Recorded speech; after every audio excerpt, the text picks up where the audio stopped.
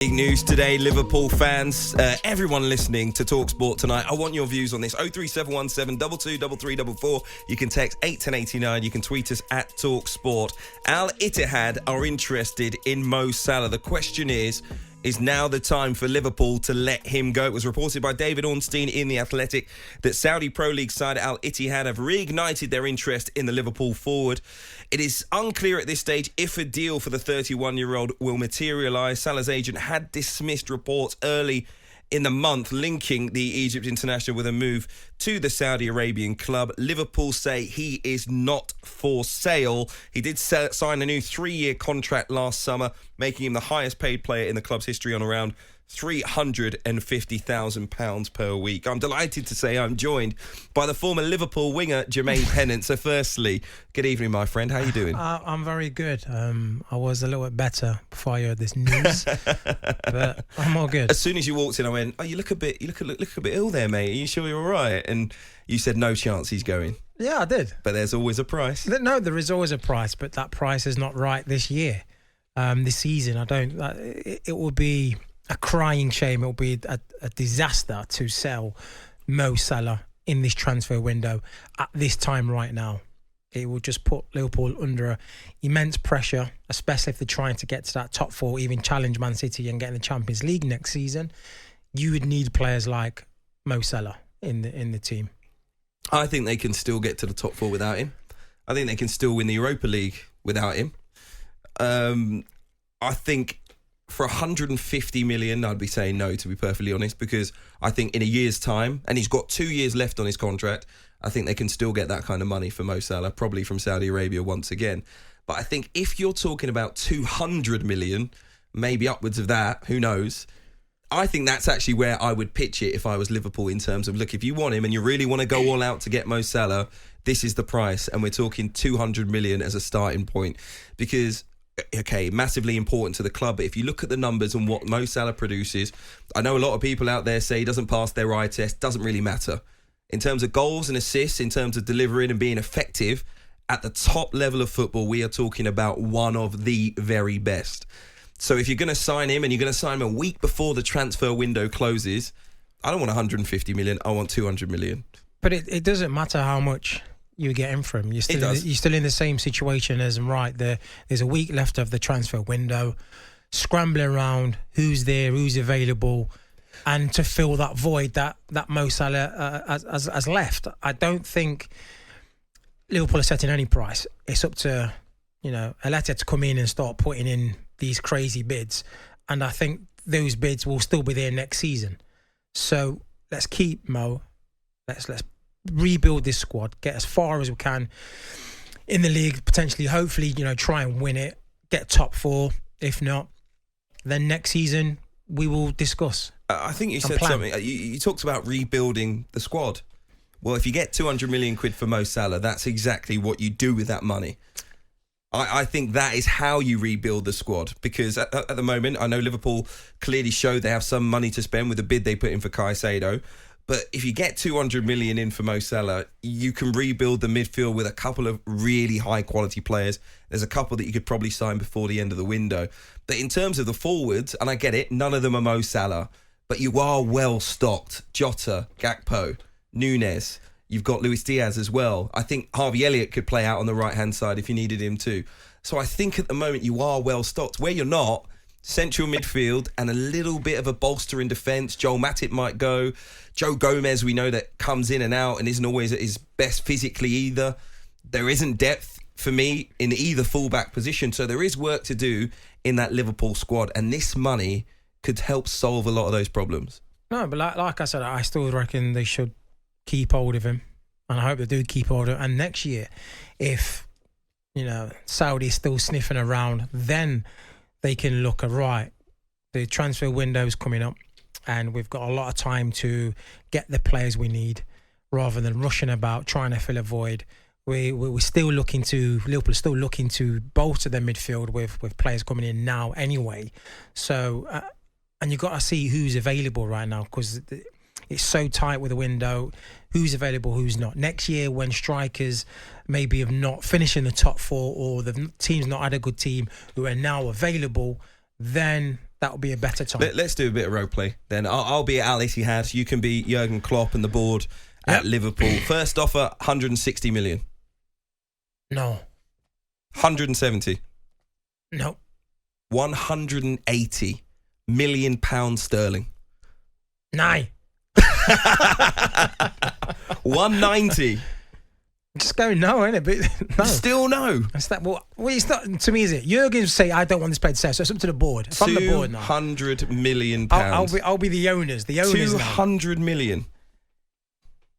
Oh, damn, that's a good bit. That's the owners.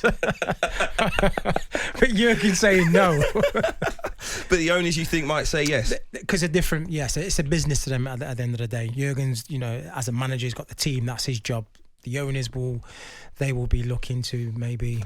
See, I think they would sit down. Even Jurgen Klopp would say, at 31 years old, given what Mo Salah has delivered for this football club. 32. They're not. The bids are not going to be shy. Saudi is not going to go. A year later on his contract, we're going to give you 100 million less. In a year's time, he will have 1 year left on his deal. Well, we've seen Kane go for 100 million, and that's in the Bundesliga. Saudi that's not a problem for Saudi. Year left, 6 months left. I know the game on free, but if he's got a year left, I don't think Saudi will start messing about with, or we'll give you a little bit less. They will go full throttle regardless of how long he's on his contract. See, for me, I think if you're getting £200 million, you have to take it. You rebuild the squad, especially that midfield I mentioned. You're not in the Champions League. You're not going to win the Premier League this season. So I actually think now could be a good time. But that's not... Because I don't think it necessarily means But who says they're not going to win the league? They've got a chance. That's another phoning completely, but we'll have to check your temperature during the break. But if you think that's going to happen.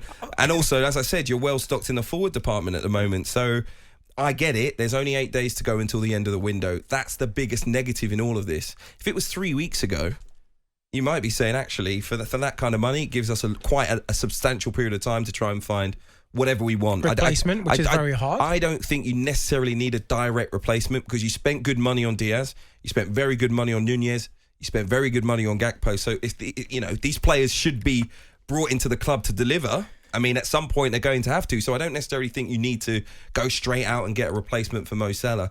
But I do think the rest of the things that he gives you, the goals that he assists, you're losing potentially 50 goals, as in assist roundup, goals and assists, 50 season. But if everyone does their job and chips in with goals, you have an incredibly potent attack. It's deep. Yeah, that's forward line at Liverpool. Easier said than done if everyone chips in. Jota, Nunez, Gakpo. I mean, they've already put up decent numbers, even Luis Diaz, in terms of their early time in the Premier League. Obviously, Jota's done very, very well since he's come in as well.